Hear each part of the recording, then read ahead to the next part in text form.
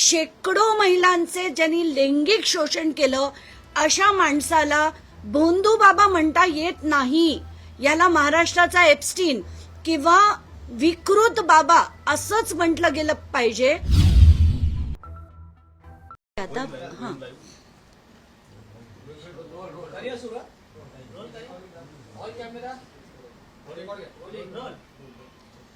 गेले 2 दिवस महाराष्ट्रात एक नाव फारच चर्चेत आहे. खरात म्हणजे अशोक खरात यांचं जे नाव आता सगळ्याच माध्यमांकडनं दाखवलं जात आहे, त्यांच्या अमुक गोष्टी दाखवल्या जात आहेत, तर याला भोंदू बाबा असं म्हटलं जात आहे. माझी पहिली विनंती आहे, सगळ्या माध्यमांनी भोंदू बाबा हे नाव काढून टाकून विकृत बाबा हे नाव दिलं पाहिजे. कारण भोंदू बाबा कोणाला म्हणू आपण की ज्यांनी बाबा कोणा लोकांना पैशासाठी बनवलंय, त्यांच्या पैसा खाऊन त्यांचा गैरफायदा घेतला, अशा माणसाला भोंदू बाबा म्हणणं योग्य आहे. पण हा ज्या माणसांनी असंख्य म्हणजे आता माझ्याकडे जे आकडे आलेत, मला लोक जी भेटायला आली त्याच्यावरनं शेकडो महिलांचे ज्यांनी लैंगिक शोषण केलं अशा माणसाला भोंदू बाबा म्हणता येत नाही. याला महाराष्ट्राचा एप्स्टीन किंवा विकृत बाबा असंच म्हटलं गेलं पाहिजे. ही माझी पहिली माध्यमांना विनंती. आता कोण आहे हा आणि कसा कसा कार्यक्रम करायचा. आत्ताच माझ्या प्रेस कॉन्फरन्स आधी सुषमा अंधारेंची प्रेस कॉन्फरन्स झाली आणि ती पण मी ऐकली आणि त्याच्यात त्यांनी चाकणकरांबद्दल अतिशय धक्कादायक अशा गोष्टी मांडल्या. आत्ताच्या घटकेला मला जी जी माहिती येतेय आणि ती अगदी मी 10 वेळा चेक करून ही माहिती लोकांपुढे मांडते. हे खरात एक प्रकारचं ओशनो जल बनवायचे. तर हे ओशनो जल काय आहे? ओशनो जल म्हणजे एक कॉफ सिरप होतं, त्याच्यात पाणी घालायचे आणि कुटून वायग्रा घालायचे अशी माहिती मिळालेली आहे. आणि हे घेण्यासाठी सगळीकडचे राजकारणी आपल्या गाड्या पाठवायचे, आपली हेलिकॉप्टर पाठवायची. एक माणूस तर त्यातला तिरुपती बालाजी ट्रस्टचा ट्रस्टी आहे. आता इतकं धक्का बसतो हे सगळं ऐकून. याच्यातली नावं जी आली आहेत बाहेर ती सगळी महाराष्ट्राचे अनेक राजकारणी आहेत, अनेक. आणि त्याच्यात एक पक्ष म्हणून नाही, सगळ्या पक्षातली माणसं आहेत. ती अगदी थेट गाड्या पाठवून हे सो कॉल्ड ओशनो जल घ्यायला त्यांची माणसं पाठवायची. आता ओशनो जल नंतर हा माणूस काय करायचा, तर त्यांनी 2 प्रकारची सो कॉल्ड साधना करायची. त्याचं पहिलं नाव होतं ओशनो प्रे आणि सिद्ध प्रे.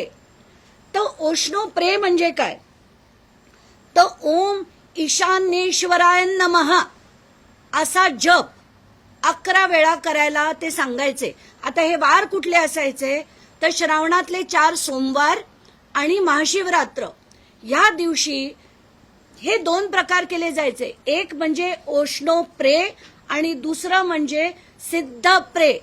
तर ओशनो प्रे मध्ये काय व्हायचं ते मी तुम्हाला सांगते. ओशनो प्रे मध्ये ओम ईशान्येश्वराय नमः असा 11 वेळा जाप करायला ते सांगायचे.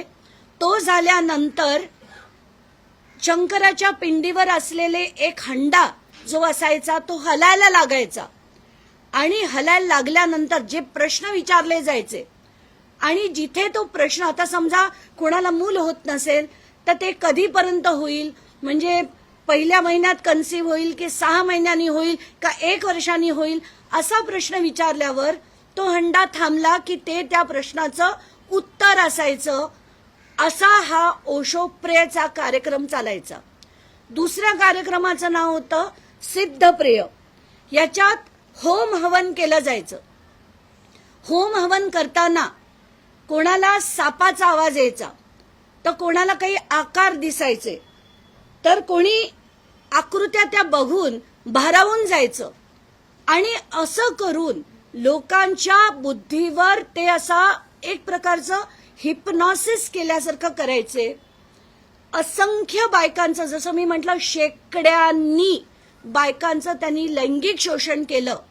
त्यात जे श्रीमंत यायचे त्यांना हे ओशनो जल देऊन त्यांच्याकडनं पैसे उकळायचे, बाकीच्या श्रीमंत लोकांना अमुक ऍडवाइस देऊन त्यांच्याकडनं पैसे घ्यायचे, पण मध्यमवर्गीय आणि गरिबांच्या बायकांचं सरळ सरळ लैंगिक शोषण हे एकदा नाही, त्यांनी असंख्य वेळा केलंय.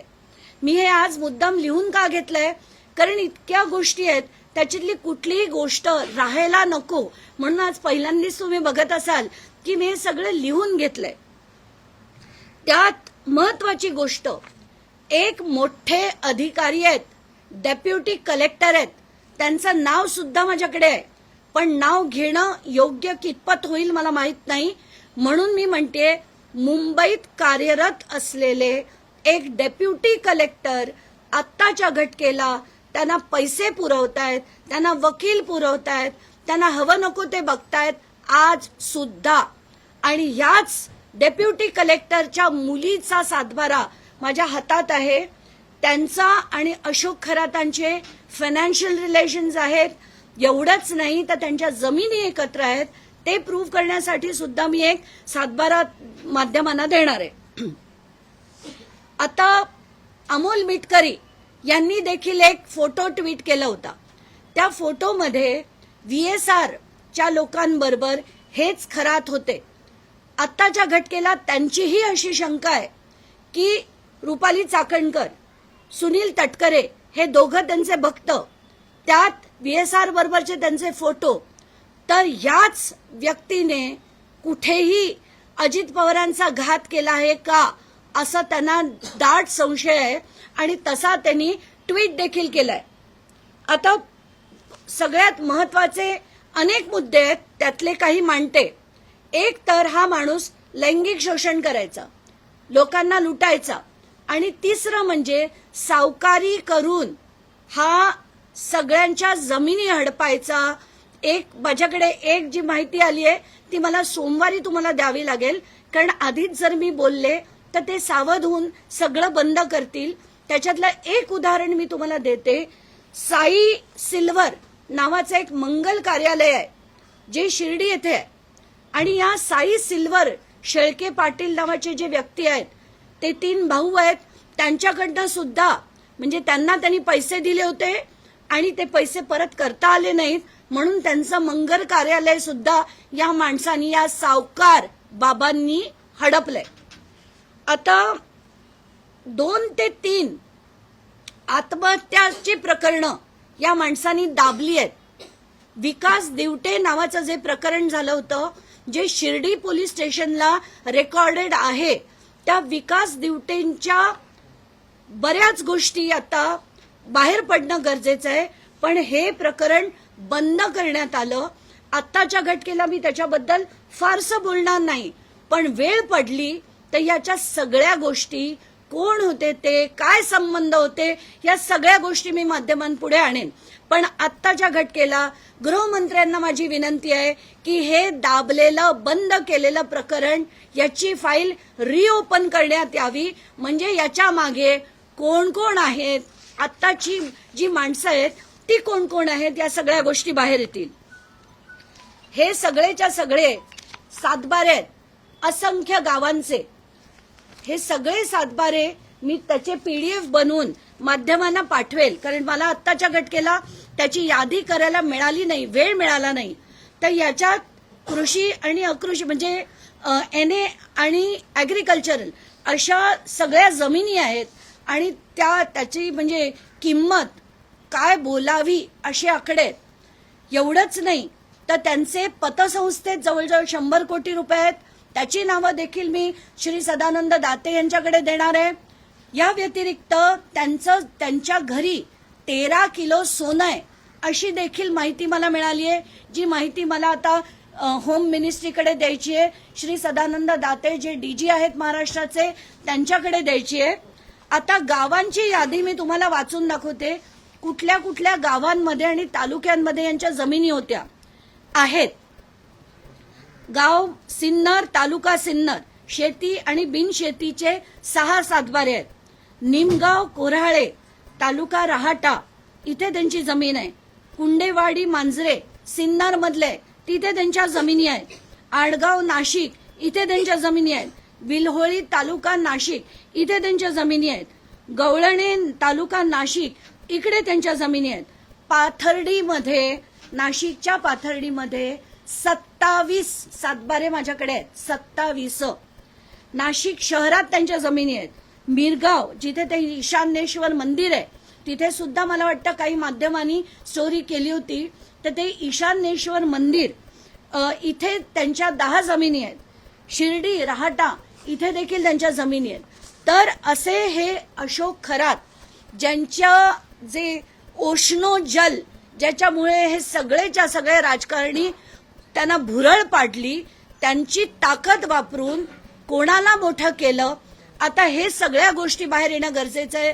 माझा स्ट्रॉंग आक्षेप सगळ्या राजकारण्यांवर तर नक्कीच आहे.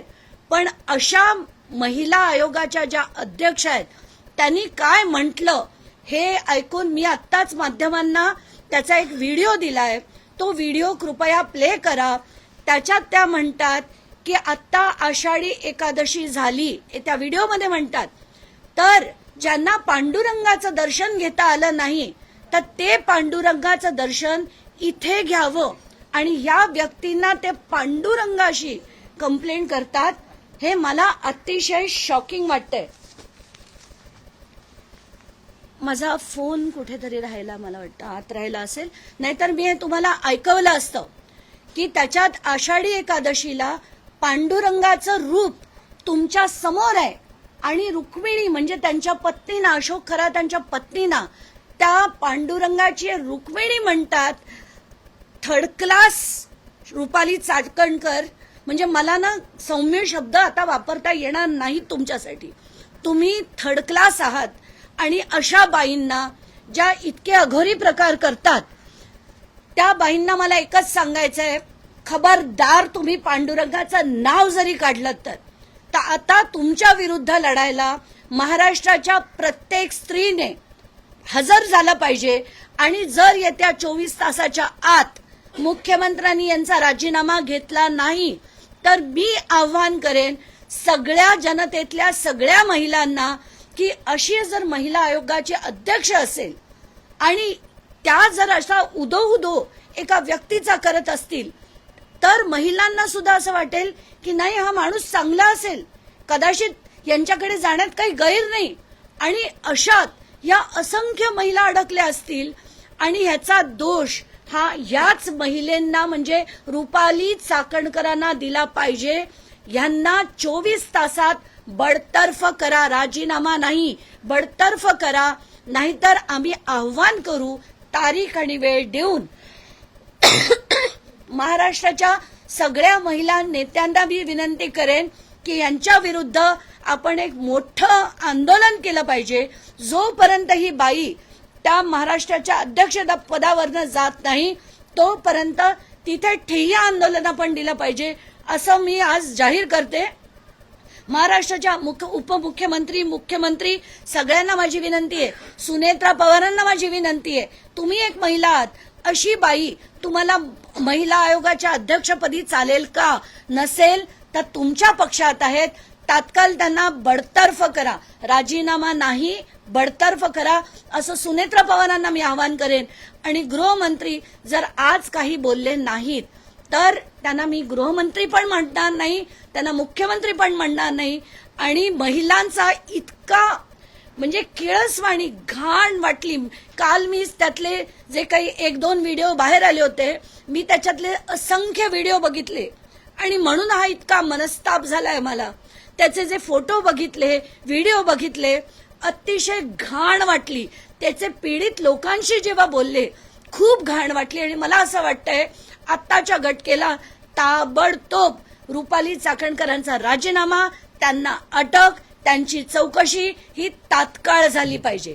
मला असं कळलं की रुपाली ठोंबरे पाटीलांनी काही विधान केलंय की त्या फरार झाल्यात का, पाताळात गेल्या असतील तरी तिथून शोधा त्यांना आणि त्यांना शिक्षा झाली पाहिजे.